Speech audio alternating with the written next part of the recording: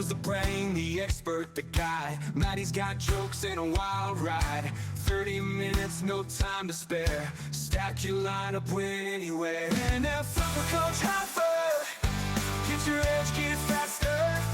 Taylor leads, Matty's laughter. NFL Super Coach Hoffer.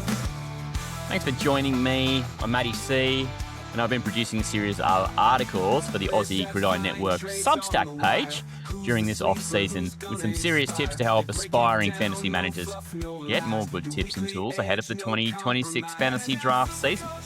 These articles are coming out fortnightly, so find Aussie Gridiron Network on Substack and subscribe for free just to get those articles first.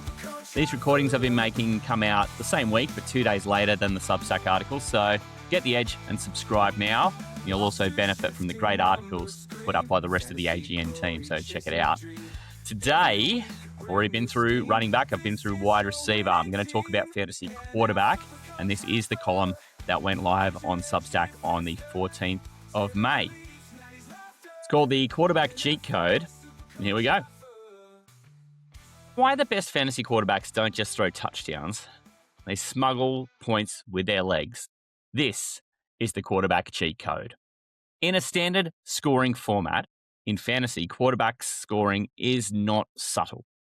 Passing touchdowns are worth 4 points, while rushing touchdowns are worth 6.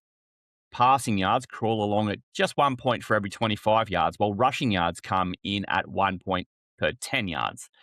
So, bear with me on the maths here. A rushing yard is worth 2.5 passing yards, and a rushing touchdown's worth 1.5 passing touchdowns. Now, that's not a minor edge. That's a loaded set of scoring rules sitting in the glove box, waiting to ruin someone else's Sunday. And when you stack the preseason top 12 quarterbacks against the actual quarterback finishers from 2025, the lesson becomes loud enough to wake up the neighbors. So, from your draft board last year, you'll find that of the top 12 quarterbacks by ADP, about half of them did not finish in the top 12. It meant that a couple of outsiders kicked the door off the hinges and took some spots. Guys like Drake May, Matt Stafford, Trevor Lawrence, Caleb Williams, and Justin Herbert found ways into the top 12 after being drafted well outside. So the market might not have got everything right. And here's why. It missed some cheat code. Your draft board nails some of the obvious ones. Let's remember guys like, Josh Allen and Jalen Hurts and Dak Prescott and Baker Mayfield, even Bo Nix. They were people we expected to have pretty good fantasy seasons. They all came back in the top 12. No questions there. But the biggest story is not merely who held their spot. It's how they got there. Because the quarterbacks who really bent the format were the ones scoring through the air and then slipping in more fantasy cash through the back door with rushing yards and rushing touchdowns. That's the bit fantasy managers still sometimes underestimate. A quarterback with a steady passing base and real rushing involvement is not just more versatile. He's basically a shell company set up to mine fantasy points. The passing production is the tidy paperwork that you're showing your accountant, but the rushing production is those duffel bags getting wheeled out the back door while the rest of your league is arguing about who's got touchdown regression and passing upside. I've got to tell you, though, the big one, and no one's surprised by this, was Josh Allen. He wasn't adding value. He was setting this scoring system completely on fire. He finished as quarterback 1 through the 1 to 17 week fantasy season, and some of these numbers aren't amazing. You tell me that a one quarterback had 3,600 passing yards, 25 passing touchdowns. That's kind of, it's not a great year, really. It's pretty good, but it's not fantasy amazing. The fantasy amazing was the 579 rushing yards and 14 rushing touchdowns. The rushing line there is worth 142 fantasy points. That's amazing. That's not total points. That's just points just from the rushing. His legs by themselves were worth more than some quarterbacks' entire weekly case for existence. And that's not a little bonus on top. It's a full-on Molotov cocktail that you might throw through the window of your matchup while your opponent's standing there with a clipboard wondering what to do next. Allen is not someone a freak show. There are other quarterbacks who benefit in a similar way. Not identical, but similar. Have a look at Jalen Hurts. He rushes and picks up about an additional 400 rushing yards, but 8 rushing touchdowns. Trevor Lawrence surprisingly threw on another 350 yards with his legs and 9 rushing touchdowns. Bo Nix had 307 yards plus 5 TDs. Justin Herbert found another 500 yards. Caleb Williams chipped in with 382 rushing yards, had 3 rushing touchdowns as well. Across, if you took the average of all the top 12 fantasy quarterbacks, the group averaged about 328 yards and 4.4 rushing touchdowns. So it works out to about an extra 60 points per fantasy quarterback just from rushing alone before you even count what they did through the air. So that's the cheat code because the passing pays the bills, but the rushing is your offshore account in the Cayman Islands. That said, the top 12 is not all of these guys. There are pocket passes. They can still get you there, but the tax on it is brutal. It doesn't mean that every good fantasy quarterback has to have this scrambling element because, like Matt Stafford finished quarterback 3 and he was the MVP of the entire league.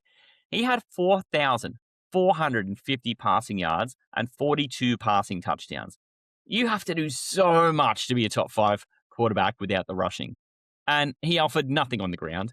Jared Goff finished at quarterback 11, similar passing numbers, 4,233 passing yards and 33 passing touchdowns, but next to no rushing help, certainly no rushing touchdowns. And they got there the hard way. They had to throw a mountain of yards and they had to throw touchdowns like they were going out of fashion because they weren't picking up the cheap high-value points with the legs.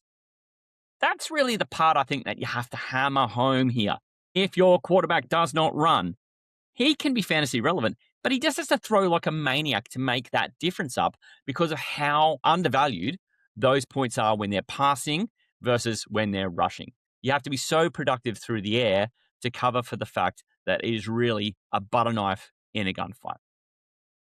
The misses actually tell the story probably better than the hits. Where fantasy managers really got clipped was on the more expensive quarterbacks who didn't return the value. So while battling some injury, Joe Burrow might be the cleanest example of what the high-end fantasy quarterback looked like without the proper rushing insulation. He managed bugger all rushing yards, didn't get a rushing touchdown. Brock Purdy, not much better, 126 rushing yards, a couple of rushing touchdowns. They're not season-shaping rushing totals. They're just kind of like a little tip jar at the cafe after you've ordered your latte. And if the passing volume is not nuclear, there's just no second avenue to get them into that elite scoring tier. The other category that's a little different is your Lamar Jackson, Jaden Daniels, Kyler Murray. They were not really lacking in mobility, but they just lacked enough healthy volume for that to kind of fully matter. While he was not in every game, ran for 340 yards. So over the course of the season, you're looking at a much healthier number. Jaden Daniels had 278 rushing yards in his 7 games. Kyler managed 173 in 5 games. The problem was that the rushing boost never had enough runway to take off and stack up into a full season fantasy point scoring hammer. So, what are we really learning here? The goal at quarterback isn't simply just find a good passer who throws a mountain of yards, and it's not even blindly, hey, draft the guy who runs a lot. It's find the quarterback who can throw enough each week to matter, and then kind of sneak in the rushing work that tilts the entire scoring format in your favor. Give me the bloke who throws to 25 touchdowns and runs for another 5 to 8. Give me the guy who casually adds that 350, 400 on the ground while everyone else is distracted by completion percentage and just how many passing touchdowns you got to get to catch up to me. Because that's where the league winning value starts to get filthy. In a standard format, the quarterback who runs is not just stacking the points, he's laundering them. He's taking a nice, safe weekly total, dousing it in petrol, and lobbing it into the fireworks shed of your head-to-head matchup. And once you see it clearly, it kind of gets hard to unsee. And this is why 2025 look-backs matter so much for 2026, because at all these positions, the names change, the hype trains will change. The ADPs will do their usual dance, but the blueprint won't change one bit. The quarterbacks who can combine passing volume with rushing equity will just keep creating unfair fights, and the fantasy managers who spot them before the market catches up will walk away with the cash and hopefully a big smug grin. So, That's where we're going next, because looking back is useful, but looking forward's where the money is. So soon we'll be hunting into the 2026 running backs, wide receivers, and now been through quarterbacks who have that same recipe bubbling away under the hood. The passers with a side hustle on the scorers with a second income stream. The blokes ready to set your fantasy season on fire in all the right ways. Thanks for joining me on these opportunities to read these articles out. Been producing these articles for that Substack page. They're packed with serious tips and tools, so go and check it out. They're coming out fortnightly. Make sure you find them on Aussie Gridiron Network on Substack. Subscribe, it's free, and it'll make sure you don't miss what's next. The recordings you've been listening to here, we drop in the same week, but 2 days after that Substack article. So if you want the edge, subscribe now. Get them first, cost you nothing, and it'll come straight to your email. And you'll also get the benefit of all those great articles from the team at the Aussie Gridiron Network. In the meantime, I'll be back to talk briefly about tight ends before we get into the nuts and bolts of looking forward. I look forward to seeing you in a couple of weeks' time. Hooroo! Coach Heifer, get your edge, get it faster. Taylor leads Matty's laughter. NFL Super Coach Heifer. NFL Super Coach Heifer, get your edge, get it faster.